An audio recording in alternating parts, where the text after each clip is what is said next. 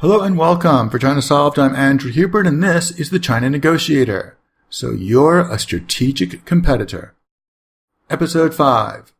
3 Degrees of Separation. The takeaway from today's talk. Divergence isn't coming. It's here. You've got to deal with it. There may be no big finish. This trade war may never officially end. A lot of people in Washington may have already ticked off the box on China trade and they've moved on to their next adventure. Ambiguity may be the new reality, maybe your only constant. It's hard to know what the best course of action is for dealing with an ambiguous environment, but the worst response is to vacillate between hating China one minute and putting all your eggs in the China basket the next. And it sounds silly, but I know people who are already doing that. Today's talk, 3 degrees of separation: geographic, technological, and institutional. Let's start with geographic separation. And this is the old school idea of a sphere of influence. In the 19th century, this is when powerful countries had exclusive access to raw materials and markets. Nowadays, it's going to be more about regulations and overlapping free trade agreements than about gunboats. But the effect is going to be the same. This is how countries like China and the United States and Europe are going to project power, economic power going forward. So overlapping FTAs are going to be very important. And another interesting thing about the way China views spheres of influence is to look at what's happening in Africa. You'll notice that they are funding big infrastructure projects and building dams and building roads and building big projects. And this looks very similar to what China did with its own special economic zones. So you can see Africa and other Chinese spheres of influence almost as offshore SEZs, offshore special economic zones.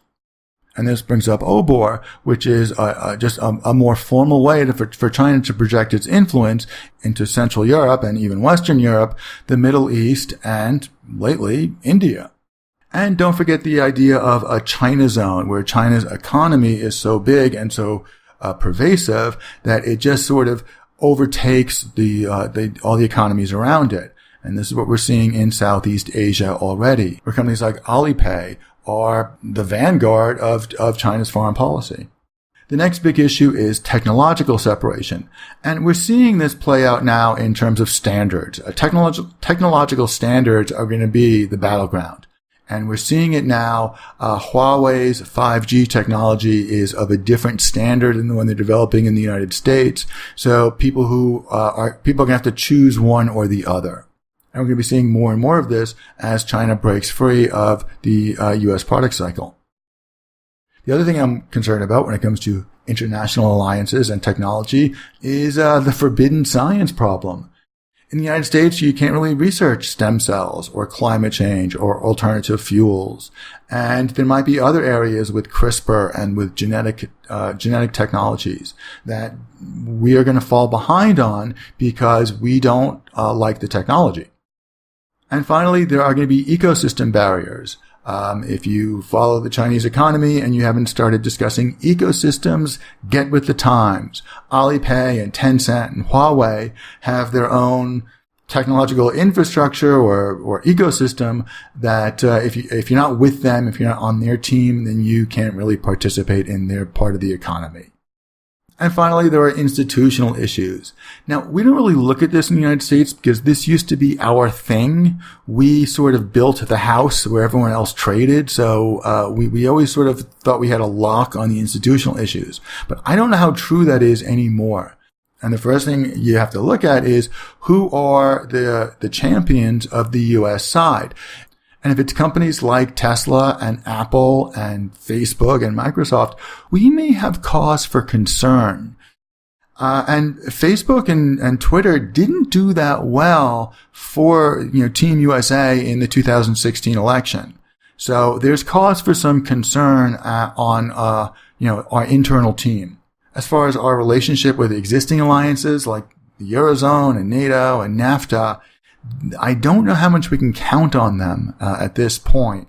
And the same even goes of global institutions like the United Nations and the WTO. Even though we built these institutions, we don't seem to be working them very well at the moment. And somehow Xi Jinping has become the spokesman for stable global trade. Final word, don't wait for closure in this trade war because this could be as good as it gets. Trade war is not headline news in the United States, but it still is in China, and the Chinese government has been marching on and selling ore around the world. We frontline negotiators seem to be at the margin of empires at the moment, and we are better at being nimble and moving quick than trying to dig in and be too stable. Thanks very much. I will talk to you again soon.